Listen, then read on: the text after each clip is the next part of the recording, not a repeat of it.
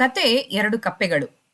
ಒಮ್ಮೆ ಎರಡು ಕಪ್ಪೆಗಳು ಹಾಲಿನ ಕೆನೆ ತುಂಬಿದ ಮಡಕೆ ಪಕ್ಕ ಆಟಾಡ್ತಾ ಇದ್ವು. ಅವು ಮಡಕೆ ಒಳಗೆ ಏನಿದೆ ಅಂತ ಹೇಳಿ ಬಗ್ಗಿ ನೋಡೋದಕ್ಕೆ ಹೋಗಿ ಅದ್ರಲ್ಲೇ ಜಾರ್ ಬಿದ್ಬಿಟ್ವು. ಪಾಪ ಕಪ್ಪೆಗಳಿಗೆ ಹೊರಗಡೆ ಬರೋದಕ್ ಆಗ್ಲೇ ಇಲ್ಲ. ಅದರಿಂದ ಅವುಗಳು ಅಲ್ಲೇ ಈಜ್ತಾ ಸುತ್ತಾಡ್ತಾ ಇದ್ವು. ಅದ್ರಲ್ಲಿ ಒಂದ್ ಕಪ್ಪೆ ಹೆದರ್ಬಿಟ್ಟು ಹೇಳ್ತೋ, ಓ ಇದು ನನ್ನ ಜೀವನದ ಕೊನೆ ದಿನ, ನಾನು ಇನ್ ಬದುಕೋದಕ್ಕೆ ಆಗೋದೇ ಇಲ್ಲ ಅಂತ ಹೇಳಿ ಈಜೋದನ್ನೇ ನಿಲ್ಸ್ಬಿಡ್ತು. ಅದ್ ಈಜೋದನ್ನ ನಿಲ್ಸಿದ ತಕ್ಷಣ ಅದು ಮುಳುಗೋಯ್ತು. ಆದ್ರೆ ಇನ್ನೊಂದು ಕಪ್ಪೆ ತುಂಬಾ ಬುದ್ಧಿವಂತದ್ದು ಮತ್ತು ಧೈರ್ಯಶಾಲಿ ಕೂಡ. ಅದು ತನ್ನ ಪುಟ್ಟ ಪಾದಗಳಿಂದ ಕೆನೆಯನ್ನ ಹೊಡಿತಾ ಈಜ್ತಲೇ ಇತ್ತು. ಇದರಿಂದ ಕೆನೆ ಒಂದು ಬೆಣ್ಣೆಯ ಮುದ್ದೆ ತರ ಆಯ್ತು. ನಂತರ ಕಪ್ಪೆ ಬೆಣ್ಣೆಯ ಮುದ್ದೆ ಮೇಲೆ ಎಗರಿ ಹೊರಗಡೆ ಬಂತು.